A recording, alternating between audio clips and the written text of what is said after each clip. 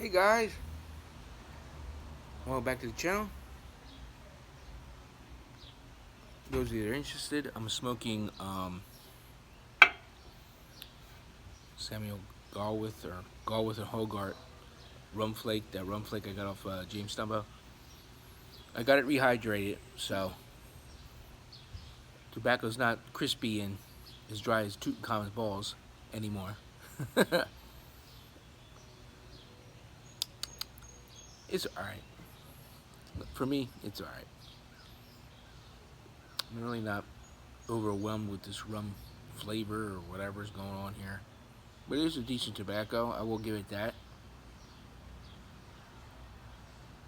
It's not knocking my socks off, and it's not a bad smoke to where I'm like, I really didn't want this, that type of thing. But we're not about to talk about this. We're talking about the Scottish ale. I've had some of this already today, testing it out. Head, as you can see, is not around. That's because it's pretty much forced carbonated. It's only been in the keg overnight. In the keg, after 7 days fermentation, I normally wait 14 days, but I was out of beer, and I'm like, well, you know what? I don't give a shit. It's going in. And so the original gravity was 1050. As you know, my debacle, I can't find any of my flasks. And I had a flask with an extra hydrometer, and I can't find that either. So I looked high and low. I don't know. I don't know. So, and right after I had took an original gravity inside the fermenter, as you saw in the video of the making of this beer, I proceeded to clean out my fermenter once it was, no, was that it? Yeah, yeah, or clean my pots up. And I went to clean my pot, and I set my pot down right on top of my hydrometer. Crush, glass, yeah.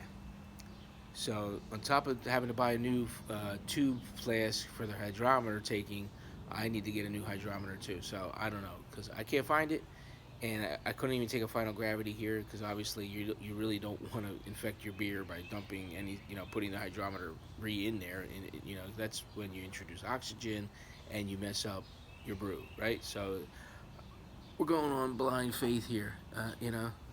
Is it 6%? Is it 5%? I don't know.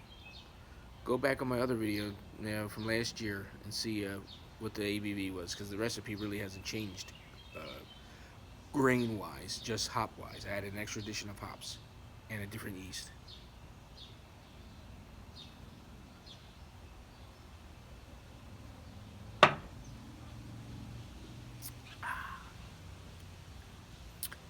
Roasty notes, um, watery feel on the mouth feel, not overly cloying or sticky. It has a caramely thing going on there, because it's sweet. It's sweet.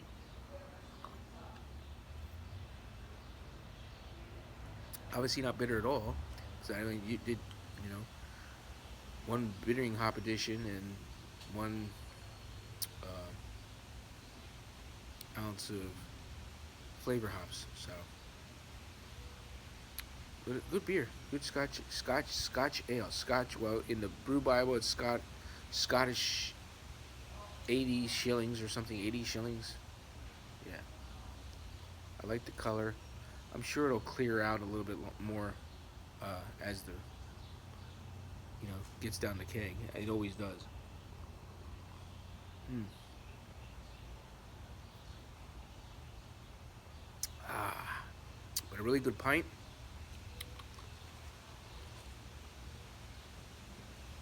I really don't know what else to say about it.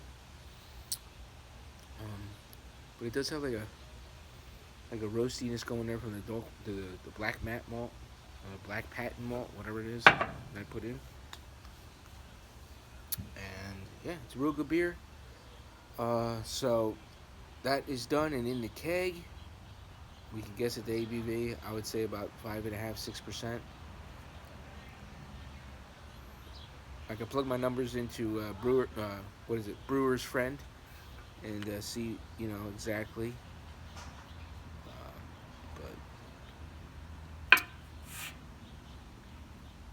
been doing this so long, I really shouldn't even bother taking, grav readings. I mean, because most of the times they're pretty much spot on from, well, since I've had that issue where they're higher ABV, but whatever.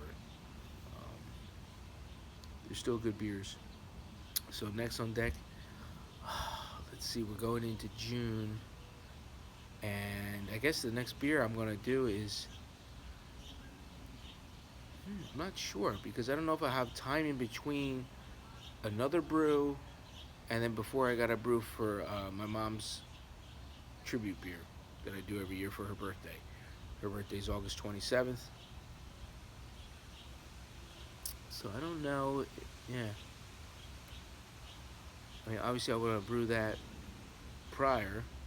I'm going to use Finroo's hops in that brew because I've done it before. Uh, that particular beer using Matiku hops. I guess that's how you say it. So he had sent with a care package, many moons ago on another video. I did an unboxing video, but yeah. So I'm gonna use those hops in there, and but I don't know if I will have time in between, like brewing by July. I don't know. It all depends on how fast I drink this, I guess, right?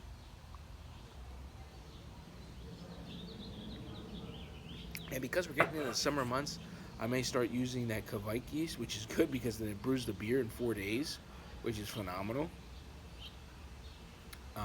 3 to 4 days, and you're in the keg, man. Crazy. So I may do that again. I don't know. All right.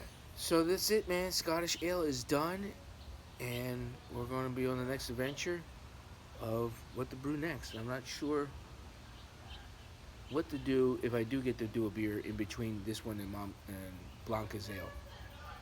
I don't know. We'll see. But yeah.